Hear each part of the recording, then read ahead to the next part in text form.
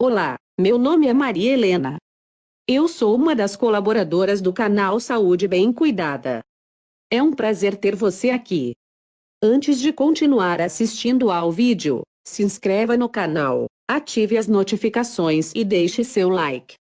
Fazendo isso, você não vai perder os próximos vídeos.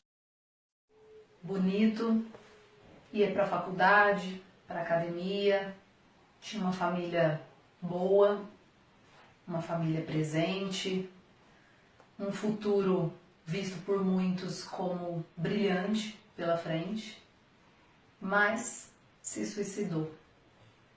E o que leva, uma pessoa, nessas condições ou em outras, a tirar a própria vida ou pelo menos a pensar nisso? É sobre isso que eu quero conversar hoje um pouquinho com você. Eu sou a Natália Galo, tenho uma empresa que presta serviços de psicologia em diversas instituições, também sou psicóloga clínica, são principalmente instituições na área da saúde, e o tema do comportamento suicida me interessa desde o início da minha carreira, lido com isso na prática profissional, nos hospitais, mas especificamente de 2 anos para cá eu tenho trabalhado muito, tenho me aprofundado nessa temática, tenho estudado mais sobre isso e estou fazendo palestras, cursos, rodas de conversa sobre o comportamento suicida. E quero aproveitar agora o Setembro Amarelo, que é o mês de chamar a atenção para a importância da prevenção do comportamento suicida, para conversar um pouco sobre isso com você. E não é um fator, não é uma causa, como as pessoas costumam dizer ou como costumam imaginar que seja, que leva uma pessoa a consumar o suicídio. São vários fatores que podem predispor e precipitar também aí o comportamento suicida. Então hoje eu quero trazer um pouco quais são esses possíveis fatores que influenciam no comportamento suicida. Já sendo conhecido também o fato de que é um mito a história de que quem quer se matar não avisa, trazer um pouco quais são os possíveis sinais que a pessoa que está pensando em suicídio pode dar. Porque às vezes ela não avisa com todas as letras, ela não avisa literalmente, mas ela dá alguns indícios, ela dá indicativos. E também compartilhar um pouco reflexões que têm me ocorrido a partir de estudos e vivências, acerca de como a nossa cultura, de como a maneira que a gente tem vivido, o próprio acesso às tecnologias pode também estar influenciando para esse comportamento. A presença de transtornos psiquiátricos que não esteja sendo adequadamente acompanhada ou cuidada é um possível fator de risco.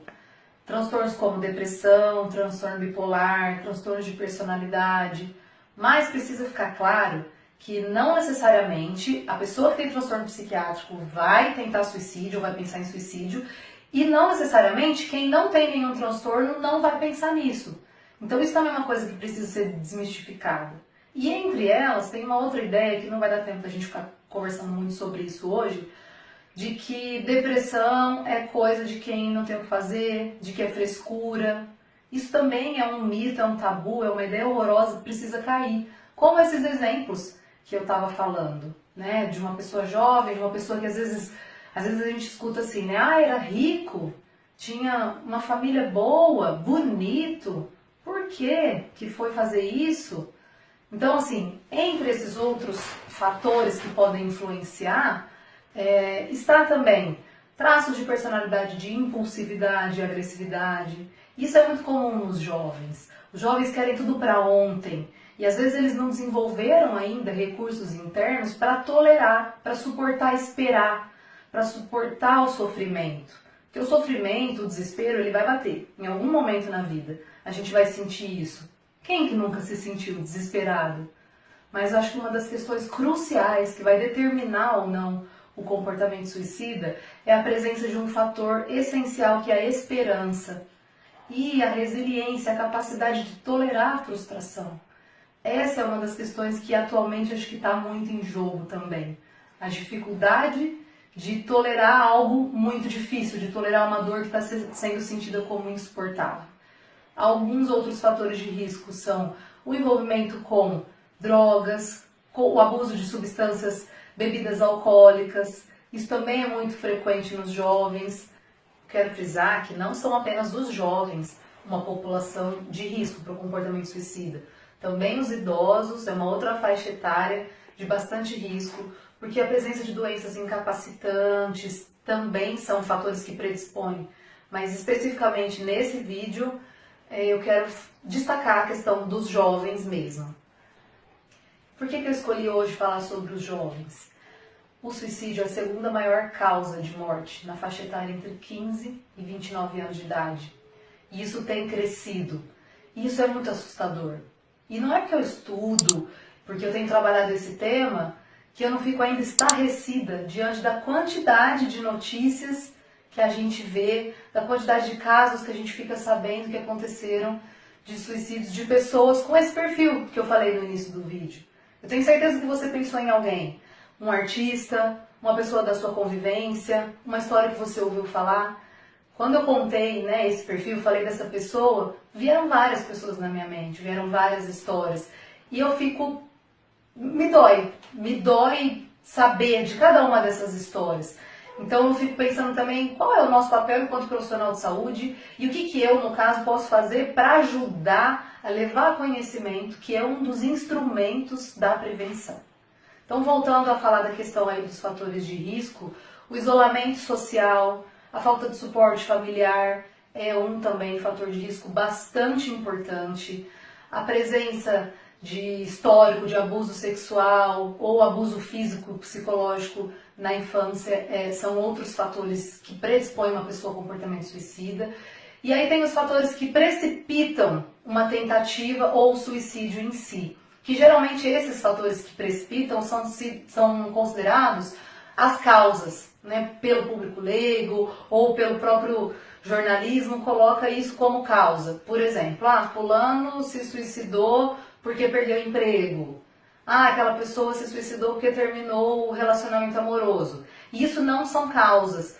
A OMS, no final da década de 60, classificou o comportamento suicida como um fenômeno multifatorial e multideterminado. São diversas as causas, diversos fatores que concorrem ao longo do tempo para culminar nesse comportamento. Sentimentos de desonra, vergonha, medo frente ao desconhecido, uma tentativa de controle onipotente da realidade da vida, podem também influenciar para uma tentativa de suicídio.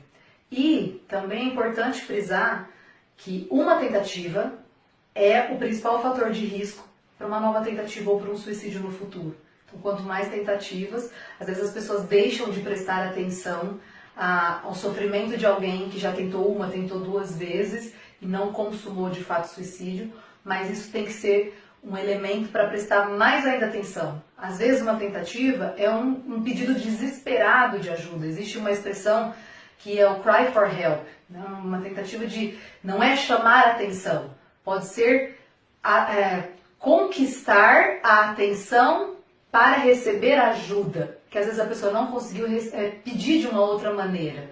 Às vezes ela não, de fato, existe uma ambivalência aí no comportamento suicida, que de fato a pessoa não quer necessariamente morrer, ela quer mudar uma situação de vida, ela tem uma fantasia de que vai ter um outro tipo de vida.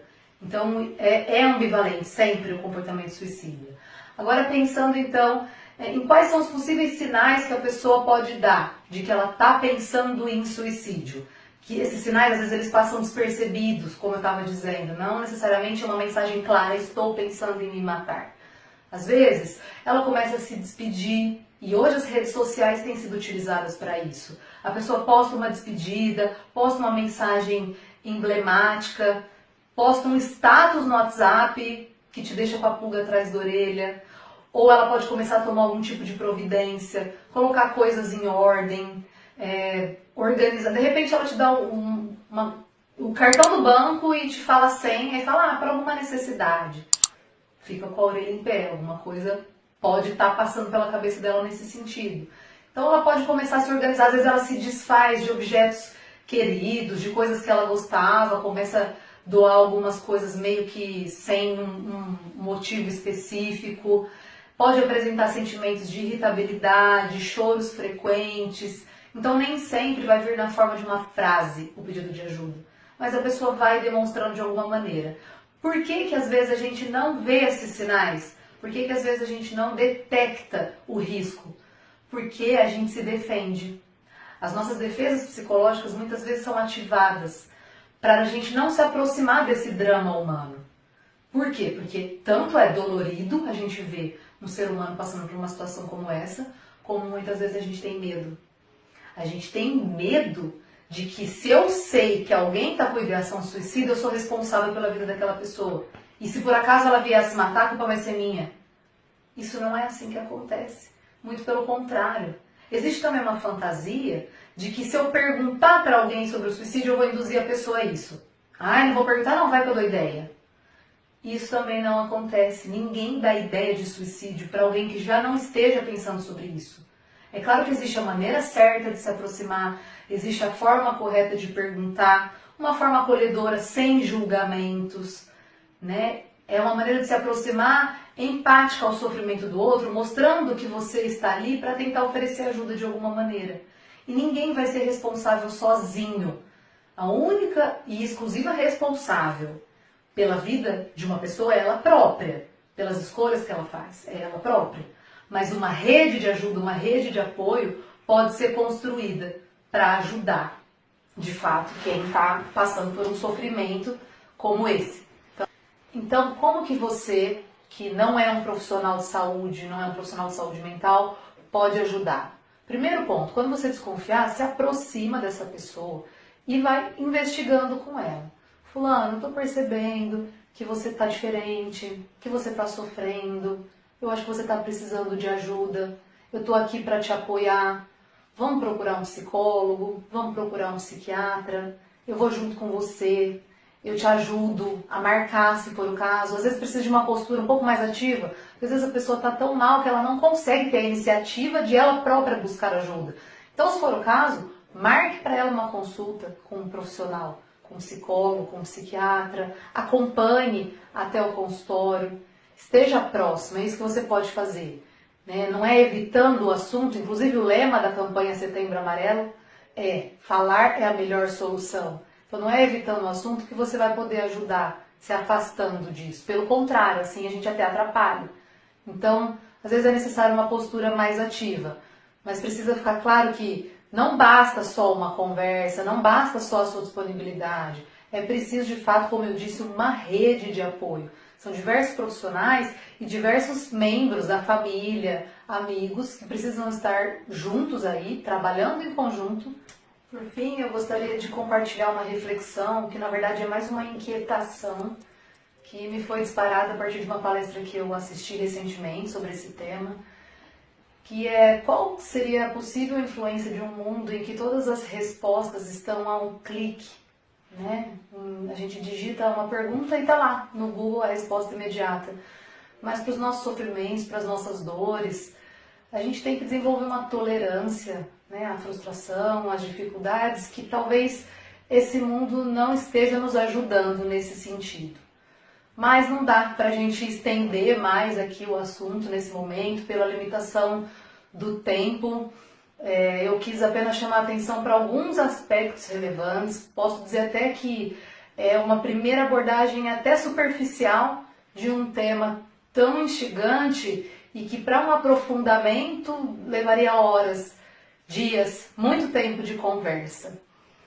O que eu quero que fique desse vídeo é a ideia de que muito pode ser feito para ajudar quem está vivendo esse desespero extremo. E que você reflita qual é a sua potência diante dessa situação, que muitas vezes nos faz sentir tão impotentes, mas que na verdade, com o suporte adequado, cerca de 90% dos suicídios podem ser prevenidos.